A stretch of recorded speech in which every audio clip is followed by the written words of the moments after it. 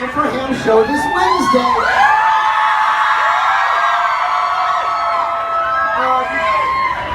You know, this whole thing was an accident.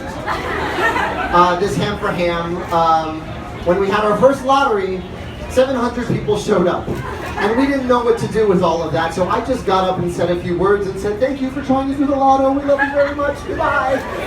And it's turned into this. So I thought I'd bring things full circle. I'm going to read you a letter that Hamilton wrote to Eliza. It was before they got married, and I'm reading it to you because it kind of captures everything I love about Hamilton. He's kind of arrogant, he's kind of insecure, he's unbelievably romantic, it's funny, it's sad, and it's basically him saying to Eliza, don't marry me if you think you can't be happy broke, because we might end up broke. So I'm going to read you that letter right.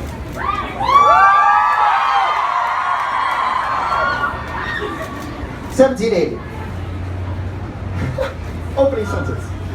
Impatiently, my dearest, have I been expecting the return of your father to bring me a letter from my charmer with the answers you have been good enough to promise me to the little questions asked in mine by him. I long to see the working of my Betsy's heart, and I promise myself I shall have ample gratification to my fondness in the sweet familiarity of her pen. She will there, I hope, paint me her feelings without reserve, even though in those tender moments of pillowed retirement, when her soul, abstracted from every other object, delivers itself up to love and to me, yet with all that delicacy which suits the purity of her mind and which is so conspicuous in whatever she does. Aw. It is now a week, my Betsy, since I have heard from you. In that time I've written to you twice. I think it will be advisable in future to number our letters, for I have reason to suspect they do not all meet with fair play. This is number 1. Though I am not sanguine in expecting it, I am not without hopes this winter will produce a peace, and then you must submit to the mortification of enjoying more domestic happiness and less fame. This I know you will not like, but we cannot always have things as we wish. The affairs in England are in so bad a plight that if no fortunate events attend her this campaign, it would seem impossible for her to proceed in the war. But she is an obstinate old dame, and seems determined to ruin her whole family, rather than to let Miss America go on flirting it with her new lovers, with whom, as giddy young girls often do, what's up, Bus?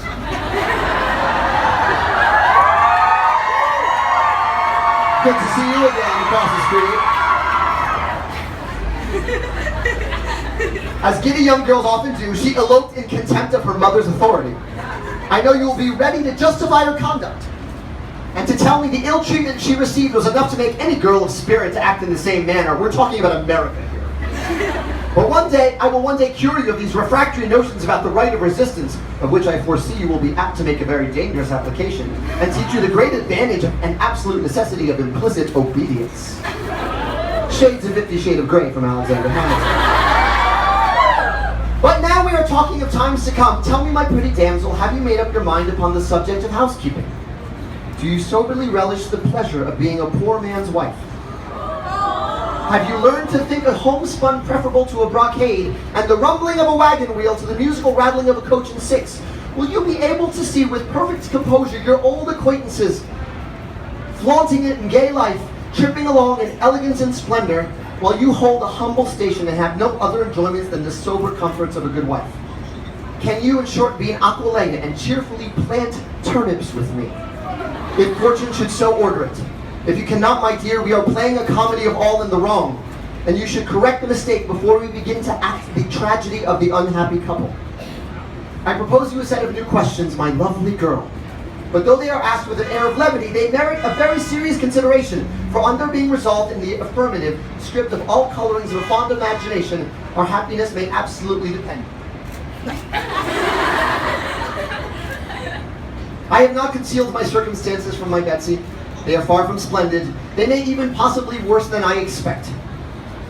An indifference to property enters into my character too much, and what affects me now, as my Betsy is concerned in it, I should have laughed at or not thought of at all a year ago. But I have thoroughly examined my own heart. Beloved by you, I can be happy in any situation, and can struggle with every embarrassment of fortune with patience and firmness. I cannot, however, forbear entreating you to realize our union on the dark side and satisfy, without deceiving yourself, how far your affection for me can make you happy in a privation to those elegancies to which you have been accustomed. If fortune should smile upon us, it will do us no harm to have been prepared for adversity. If she frowns upon us, by being prepared, we shall encounter it without the chagrin of disappointment. For your future rank in life is a perfect lottery.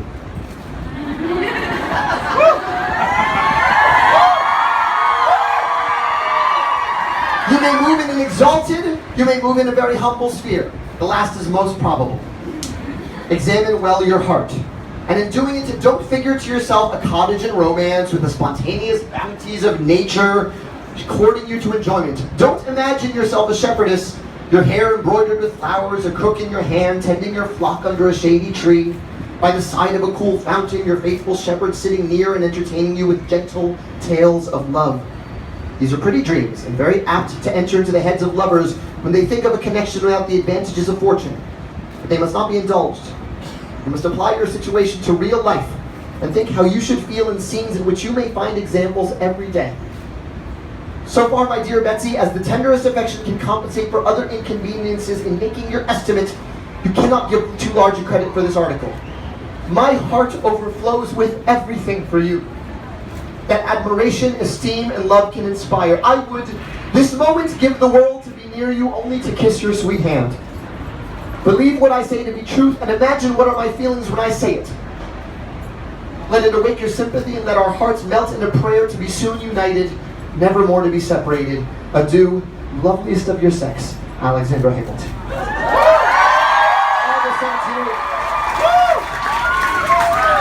We have a little more business to conclude because we have to sing some happy trails to some folks. So please give out Leslie and Phillipa Sue. As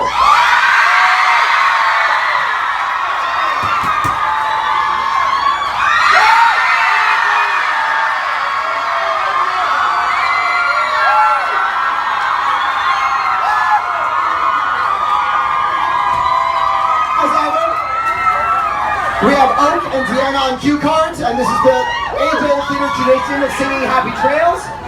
If you don't know the words, please read along. 1, 2, 3. Happy trails to you until we meet again. Happy trails to you. Keep smiling until then. Happy trails to you. Until we meet again. We love you guys.